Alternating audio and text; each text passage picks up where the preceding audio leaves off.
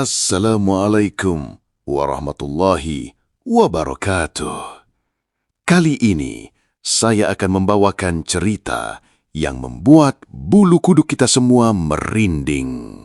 Sebelum lanjut ke cerita, ada baiknya bantu kami dengan mengklik tombol subscribe, like, dan komen, serta share sebanyak-banyaknya agar channel ini makin berkembang. Terima kasih. Di sebuah kampung kecil di Jawa Tengah, Jailani, pemuda berusia 20 tahun, hidup dalam kemiskinan yang menyiksa.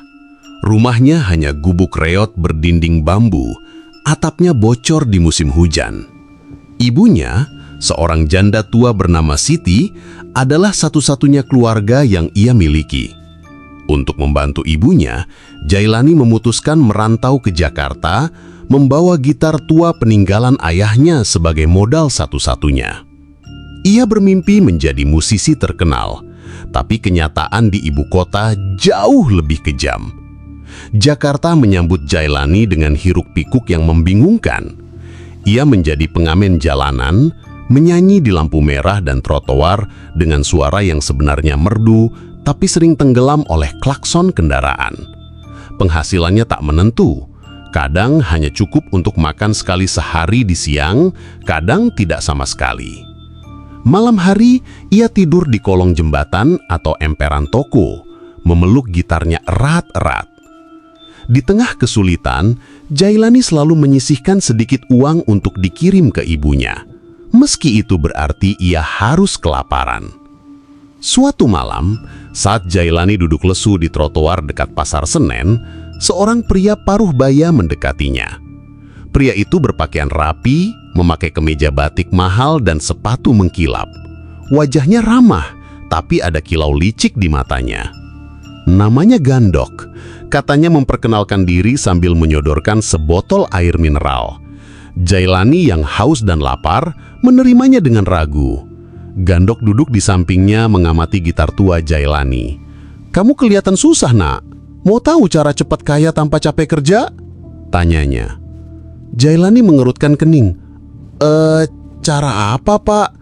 Gandok tersenyum. "Pesugihan babi ngepet. Kau tahu cerita itu kan? Jadi babi, keliling malam, gosok-gosok badan di rumah orang kaya, dan uang mereka jadi milikmu. Gampang, cepat, dan kaya raya." Jailani langsung menolak. Ia pernah mendengar cerita pesugihan dari ibunya, bahwa ritual seperti itu selalu memakan tumbal. "Saya cuma punya ibu, Pak. Saya takut kalau dia jadi korban," katanya dengan suara gemetar. Gandok tertawa. Suaranya menggema di malam. "Tenang, nak. Pesugihan ini beda. Tak perlu tumbal. Cuma ritual sederhana, dan kau kan hidup enak." Kata-kata Gandok menghantui Jailani.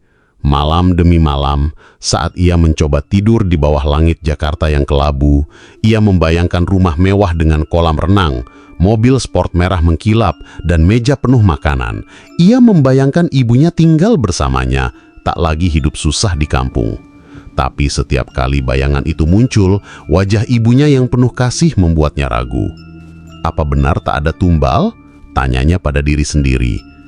Beberapa minggu kemudian, Jailani tak sengaja bertemu Gandok lagi di warung kopi pinggir jalan. Gandok mengajaknya ngobrol panjang, menceritakan kisah suksesnya. "Dulu saya seperti kamu, nak, miskin, tak punya apa-apa. Tapi sekarang, lihat sendiri." Ia menunjuk ponsel mahal dan jam tangan emas di pergelangan tangannya.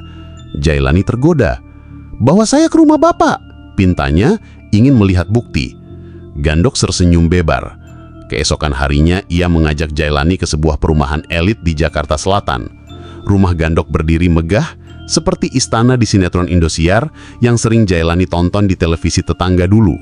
Pagar besi tinggi, taman luas dengan air mancur, dan di garasi terparkir mobil sport merah yang berkilau. Di dalam, 7 pembantu sibuk bekerja, menyajikan teh dan kue untuk tamu. Jailani terpanah. "Ini semua hasil ngepet, nak," ujar Gandok sambil menyeruput kopi. "Kau mau seperti ini juga kan?" Jailani tak bisa menahan godaan. "Saya mau, Pak," katanya dengan mata berbinar. Gandok mengangguk, seolah sudah menduga jawaban itu. "Baiklah, besok malam kita ke Kuncen di dekat gunung. Siapkan dirimu." Malam berikutnya, Gandok membawa Jailani ke tempat terpencil di kaki Gunung Gede, jauh dari hiruk-pikuk kota. Perjalanan mereka penuh keheningan, hanya suara mesin mobil Gandok yang memecah malam. Di sebuah gubuk kecil di tengah hutan, seorang kuncen tua menanti. Wajahnya keriput, matanya cekung, dan ia memegang tongkat kayu berukir aneh. "Kau yakin, anak muda?" tanya kuncen dengan suara serak. Jailani menelan ludah, tapi gambar rumah mewah dan ibunya yang bahagia membuatnya mengangguk. Ritual dimulai. Kuncen menyuruh Jailani duduk di tengah lingkaran yang digambarkan dengan kapur di lantai tanah. Di sekelilingnya, lilin-lilin hitam menyala, mengeluarkan asap berbau menyengat. Kuncen membaca mantra dalam bahasa yang tak Jailani pahami. Sementara Gandok berdiri di sudut tersenyum. Jailani diminta meminum ramuan pahit dari mangkuk kayu. Rasanya seperti racun, tapi ia menelannya. Tiba-tiba tubuhnya terasa panas, seperti terbakar dari dalam. Dia berteriak, tapi suaranya berubah menjadi dengkuran aneh. Kulitnya mengeras, bulunya tumbuh, dan dalam sekejap, ia bukan lagi manusia, melainkan seekor babi hitam besar dengan mata merah menyala. Kuncen berkata, "Setiap malam, kau harus ngepet. Gosokkan badanmu di rumah orang kaya, dan uang mereka akan jadi milikmu. Tapi ingat, jangan pernah melanggar perintahku." Jailani, dalam wujud babi, hanya bisa mendengus. Ia merasa kuat, tapi juga takut. Gandok mengantarkannya kembali ke Jakarta, meninggalkannya di gang gelap dengan pesan, "Mulai malam ini, kau akan kaya." Jailani mulai menjalani tugasnya. Setiap malam, ia berkeliling Jakarta dalam wujud babi, menggosokkan tubuhnya di rumah-rumah mewah. Ajaibnya, setiap pagi, tumpukan uang muncul di kamar kontrakannya. Dalam hitungan minggu, Jailani pindah ke apartemen mewah, membeli pakaian branded, dan makan di restoran mahal. Ia mengirim uang dalam jumlah besar untuk ibunya, berjanji akan segera menjemputnya ke Jakarta. Tapi ada yang aneh, tubuhnya mulai telah, seperti ada beban tak terlihat di pundaknya. Mimpi buruk mulai menghantuinya. Ia melihat ibunya menangis, wajahnya pucat, dan ada luka aneh di lehernya. Suatu malam, Jailani mendapat telepon dari tetangga di kampung. "Jailani, ibumu, dia meninggal tiba-tiba." Jailani terdiam, ponselnya hampir jatuh. "Meninggal bagaimana?" tanyanya dengan suara gemetar. Tetangga itu berbisik, "Dia tubuhnya ditemukan di kamar membusuk. Ada luka aneh di lehernya, seperti digigit sesuatu."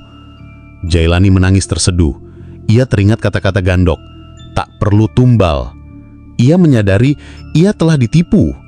Jailani berlari ke rumah Gandok, tapi rumah megah itu kini kosong seperti tak pernah dihuni. Pagar berkarat, taman penuh rumput liar, dan mobil sport itu lenyap. Ia mencari Gandok di warung kopi, di pasar, di mana saja, tapi pria itu seperti ditelan bumi. Dengan putus asa, Jailani kembali ke kaki Gunung Gede mencari kuncen. Tapi gubuk itu kini hanya reruntuhan, dikelilingi kabut tebal. Ia berteriak, memohon agar kutukannya dilepas, tapi hanya gaung yang menjawab. Malam demi malam, Jailani mencoba kembali ke wujud manusia. Ia berdoa, menangis, bahkan mencoba ritual yang ia temukan di internet, tapi tak berhasil. Tubuh babinya semakin liar, tak terkendali. Ia kini berkeliling di gang-gang Jakarta, bukan untuk mencuri uang, tapi mencari penebusan. Penduduk kota mulai berbisik tentang babi hitam yang muncul di malam gelap, mendengus dengan suara seperti tangisan manusia. Beberapa orang mengaku melihat matanya yang penuh penyesalan. Jailani menyesal. Ia telah menghilangkan ibunya, satu-satunya orang yang ia cintai demi kekayaan yang kini tak berarti. Uang di rekeningnya masih banyak, tapi ia tak bisa menikmatinya. Apartemen mewahnya kini berdebu, pakaian brandednya tak lagi ia pakai. Ia terkutuk, terjebak dalam wujud babi, menjalani hukuman abadi atas keserakahannya. Di kampung, cerita tentang Jailani menjadi legenda. Orang-orang bilang, jika kamu mendengar dengkuran aneh di malam hari, itu adalah Jailani, babi ngepet yang menangis, memohon ampun yang tak pernah ia dapatkan. Dan di suatu tempat, mungkin Gandok masih berkeliaran, mencari mangsa baru untuk dijebak dalam pesugihan terkutuk itu.